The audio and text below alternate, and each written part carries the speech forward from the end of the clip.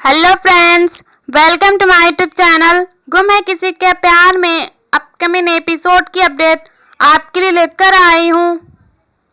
नील candy के अंदर छुपा हुआ रूबी निकालता है और कहता है कि यह स्टार वाला स्टिकर रूबी वाला कैंडी को पहचानने की निशानी होगी। तेजस्वी किन चक्रों में फंस गई थी, तभी वहां सभी आ जाती है और बिना कोई मौका दिए नील को चोर कहकर इल्जाम लगाती है कि उसने ये रूबी उसके पति की कार से चुराई है।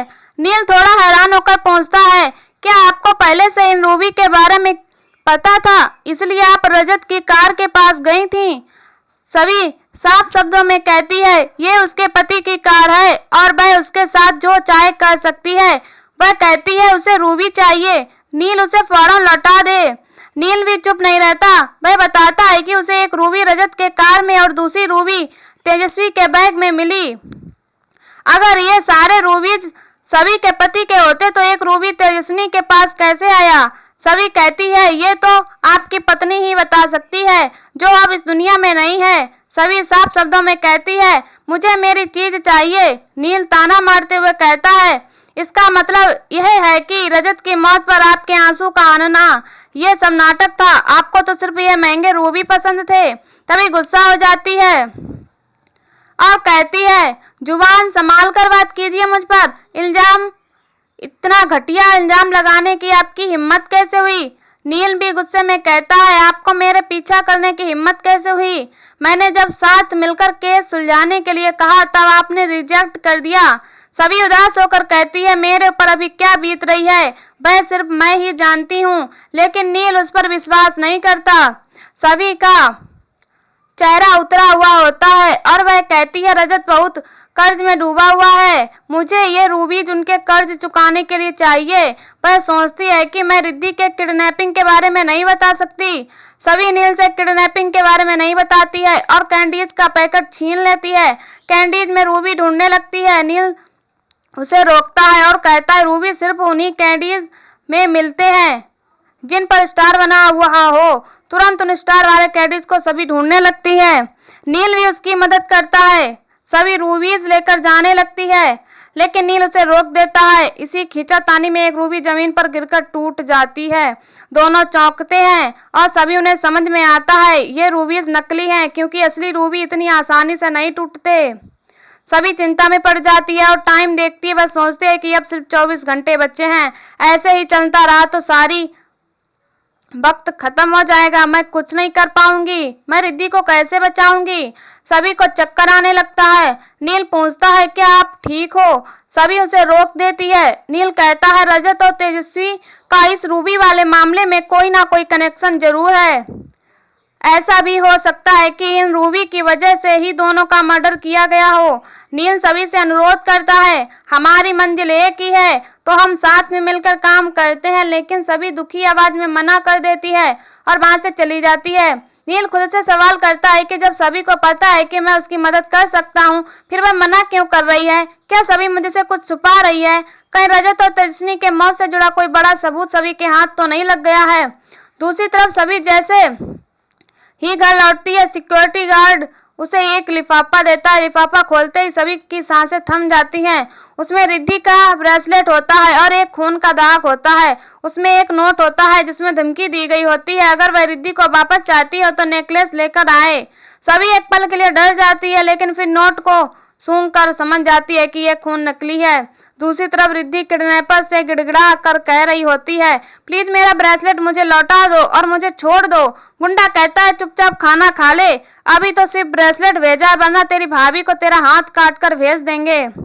इधर सभी सोचती है मुझे जल्दी से जल्द रिद्धि को बचाना होगा। वह घर के अंदर आती है तो भाग्यश्री उसे रोकती है और सवाल करती है इतनी रात को कहाँ गई थी? सभी को गुंडे की धमकी याद आ जाती है और उसकी आंखों से आंसू आ जाते हैं। भाग्यश्री कहती है कि अब तू कोई गलती करे और मैं कुछ बोलूं भी नहीं। पहले रिद्धि भी तो वह बच्चों को संभाल लेती थी लेकिन वह अब चली गई है और मुझे उम्मीद मत रखना कि मैं घर के सारे काम और बच्चों को अकेले संभाल लूंगी। इसके बाद वह पूछती है क्या रिद्धि से तुम्हारी बात हुई? सभी कहती है कि वह कभी यूएस नहीं पहुंची है तो बात नहीं हो पाई। भाग्यश्री कहती है उससे बात हो तो कहना वह मुझसे बात करे। भाग्यश्री सभी के हाथ में लिफाफा देखती है तो पूछती है ये हाथ में क्या है। सभी बहाना बनाती है और कहती है सही के लिए हेयर बैंड मंगवाया था। भाग्यश्री ताना मारती है और कहती है फिजूल खर्चे करना बंद कर दे। सभी पूछते हैं कि क्या रजत ने आपको कोई ज्वेलरी या नेकलेस दिया था। भाग्यश्री हैरान होकर कहती है कि क्या तेरी नजर अब मेरे गहनों पर है। सभी कहती है ऐसी बात नहीं है, क्या रजत ने कोई कलरफुल स्टोन दिया है। भाग्यश्री कहती है रजत मुझे हीरे गिफ्ट करता था। वह भावुक होकर कहती है मेरा हीरा तो रजत ही था। भाग्यश्री चली जाती है। सभी दुखी हो जाती है और कहती मैं सच नहीं बता सकती कि रिद्धि की जान खतरे में है।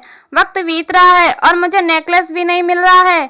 दूसरी तरफ नील बार बार सभी के अजीब बर्ताव के बारे में सोच रहा होता है और कहता है आज ऐसा क्यों लग रहा था कि सभी किसी परेशानी में है। इस रूबी के बारे में वह पहले से जानती थी। ऐसा क्या था जो सभी कहते कहते रुक गई। इधर सभी को सुलाकर सोचती है मैं इस नेकलेस को कैसे ढूंढूं। वह रजत की तस्वीर देखकर भावुक हो जाती है और अपने मन की बातें उससे कहती है। दूसरी तरफ रिद्धि बंधी हुई होती है और गुंडा उसे गंदी नजर से देखता है। अगली सुबह भाग्यश्री परेशान होता है और तारा से पूछती है रिद्धि अब तक तो अमेरिका पहुंच गई होगी। तारा रिद्धि को फोन करती है लेकिन उसका फोन नहीं लगता है। सभी से पूछती है क्या रिद्धि से कोई बात हुई है। सभी झूठ बोलती है हाँ उसने मुझे कॉल किया था।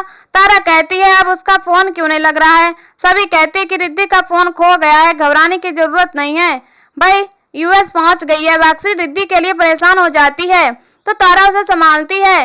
तभी सभी को गुंडे का फोन आता है। सभी घबरा जाती है, अपने कमरे में जाकर बात करती है। मारुति गुस्से में कहता है कि मेरा फोन क्यों नहीं उठा रही थी। सभी कहती है मैं सब लोगों के बीच में थी, बात नहीं कर पाई। मारुति कहता है तुम्हारे परिवार में 7 लोग हैं तो 7 को 6 होते हुए टाइम नहीं लगेगा, टाइम निकलता जा रहा है और तुम अभी तक घर पर ही हो। सभी हैरान हो जाती है कि मारुति कहता है मेरी नजर हर समय तेरे ऊपर ही है, क्या तुम्हें मेरा नेकलेस मिला। सभी कहती है मैं उसे ढूंढ रही हूँ लेकिन आप रिद्धि को कुछ मत करना।